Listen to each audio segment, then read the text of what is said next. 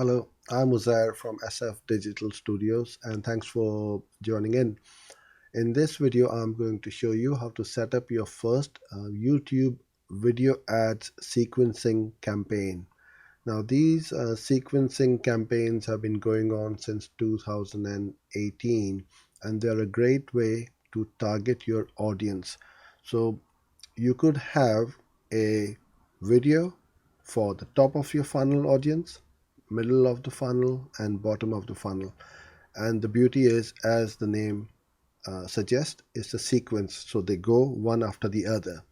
So the way to set this up is you set up a sequence of ads, and step 1, step 2, step 3, step 4, and each step is a sequence, and each sequence will have a video. So you could have different content in each video and then perhaps an offer at the end, so that the trust has been built up. It's very straightforward and easy to set up, and I'll walk you through it in the Google Ads interface. But before you get started, you need to link your YouTube channel to your Google Ads, and all the videos which you are going to use in your campaign must be uploaded to YouTube. So to link your channel, all you do is you go to Tools and Settings, and then you go to Linked Accounts. Now my channel is already linked, so you will see it over there. But if you don't see it, then it's fairly straightforward. You go to Details under YouTube, and that's where you will see the account. And you can either unlink it or link it if you want. Okay, so let's get started with setting up our first YouTube sequence ads. So you go to New Campaign at the campaign level. Now please ignore this red warning. This is my test account, so I'm not running any ads in here. New campaign. Now you get a lot of options as to which one you need to set up, and a lot of people get confused which ones you need to use, and each option will give you a different way to set up your campaign and bid accordingly. Some will give you the options for the sequence ads and some won't. So if I were to select sales and then video, you get only the option for drive conversion. It's not even an option, it's just, it says here drive conversions, and that's what we are trying to do. Whereas under brand awareness and reach, you will see all these options. So if you don't see any of these options available when you choose a certain guidance or a goal guidance, then you know that it's not available for that option and you need to choose something else. You can set up a campaign without a goals guidance, and that's what this is. It's a guidance. It's not that you are not setting up a conversion or tracking anything. Is just a guidance, and most of the time I will just use this one to keep it simple. And with this option you get all the features available for setting up your campaign. Go to video, then I go down to add sequence, continue,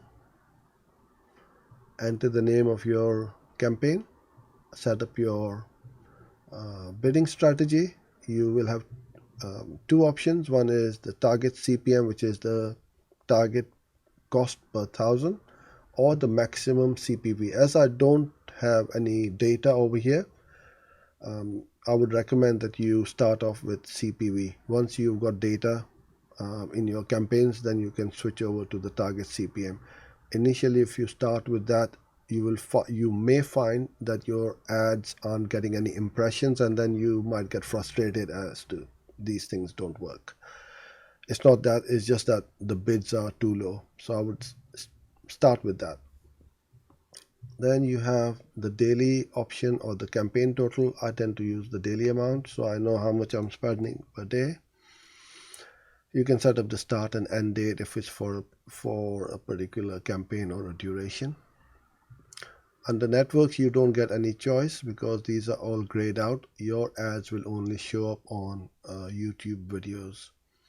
Languages, I'm going to go after English. Location, set up your either your local areas or the country or countries you wish to target.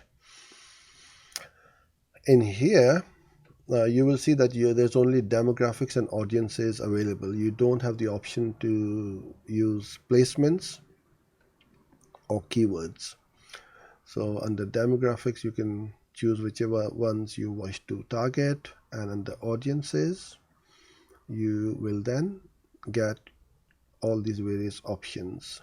So you can either search for it, browse, or you will get an idea as to what they're all about. So I can select a few. Now, when you become a little bit more advanced and you are a bit more experienced with running video ads, what I would recommend is have a different ad group or a campaign for in-market audiences compared to the affinity audiences. So then you can see which ones are working and which ones aren't working. So for this example, I'm just going to select a few and put them all together in, but you can quite easily separate them out.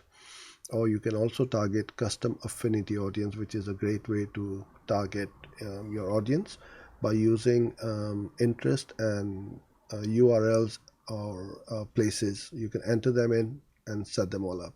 But we'll keep it very simple for now, and we'll just target whatever Google is giving us in under the audiences. So then the content exclusion inventory type, just keep it in the middle for the recommended ones. You can see where your ads will show and where they won't show. Is fairly straightforward and standard. You can also then exclude your video ads to show from certain types of videos. You can check them here. And then if you do wish to take them out of live streaming or any other places you wish to exclude. Under additional settings, now quite often people miss this out, but there's only a couple of things in here. One is the devices. Now you can either show your ads on all eligible devices, or you can set them up for computers, mobiles, tablets, etc. Yep. Okay. Frequency capping. Now, usually we can cap how many times our ads are going to show at what interval, but with the sequencing ads, what will happen is users will not see a step more than once. That means one step is one ad more than once, and won't see an entire sequence more than once within 30 days.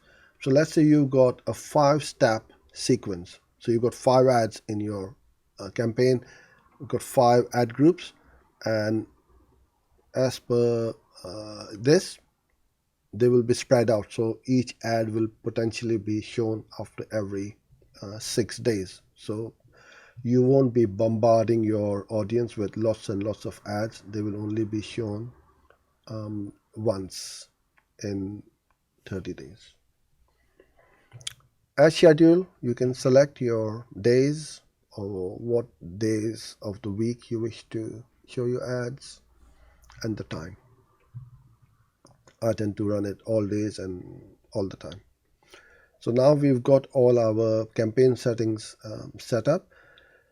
Now it's time to set up our step, and setting up a step is equivalent to setting up an ad group and a video. You click on new step.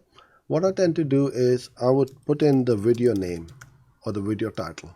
Yeah, so then I know it is fairly straightforward and easy to see which ad group it is, because it will only have one ad. Set up your bid. I'm going to put in 20p. Then you've got to have your videos uploaded, as I had said earlier on, and I'm going to copy the URL from my channel and paste it over here. Then you have the option in-stream ad, or the bumper ads are only 6 seconds. But this one is 2 minutes and 39 seconds. And I need to set up my final URL, or the landing page where you want them to go to when they click on the call to action. Here you click on the call to action button. Now it says optional, but this is absolutely 100% not optional, because this is where you will see the call to action button and on the video as well. So it is important that you do just spend a few seconds to set it up. The heading can only have up to 10 characters. So I can say, if you want them to buy now, sign up, learn more. I'm sending them to my website to learn more, or to my blog. Okay, 10 out of 10, that's fine. So I could say free training, or free blog, or free videos, or tutorials, whatever that heading may be. So you can see that it will show up on your ads, or underneath the ads on the mobile. Then you must have a companion banner, because it will give you additional branding and advertising. So upload a banner, and the banner size needs to be 300 pixels wide by 60 pixels in height, right?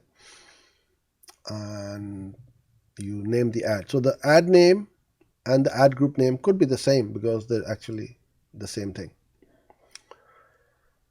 Once I've done that, add to sequence. Okay, because I've selected upload an image, is asking me to select an image, but I won't do that for now. Add to sequence. Now I've got my step 1 set up, and all I now do is to step and repeat the next one. So the ad group name would be video title 2. Set up your bids and your YouTube video URL. Now as they go further down the funnel, you can bid high, so you don't miss out in the auction on the high traffic or expensive videos where your ads will be shown. So you could have the top of the funnel where you are just introducing your brand or your content at 20p. Let's say I can go 30p over here, and then the last one where I'm making potentially a call to offer to take an action or to buy something, I can even bid more higher, because they have gone through that funnel and they are now at the bottom of the funnel where they are watching my video.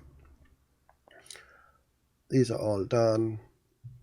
I'll add my call to action, which was it was free.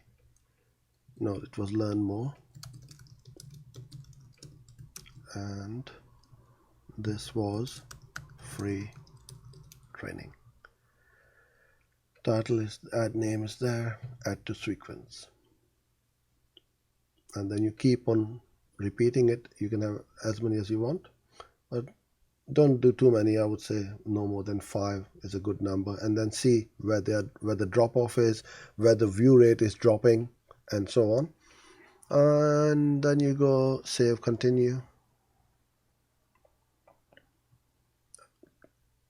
Continue to campaign, and congratulations, you have just set up your first YouTube video sequencing ads. So I hope you enjoyed this video and this blog post. Please feel free to make a comment below if you have any questions or queries about how to set up, or anything in general about your campaigns. I visit this blog occasionally and will reply to your questions. Thanks for joining in, and all the best for your YouTube video ads sequencing campaigns.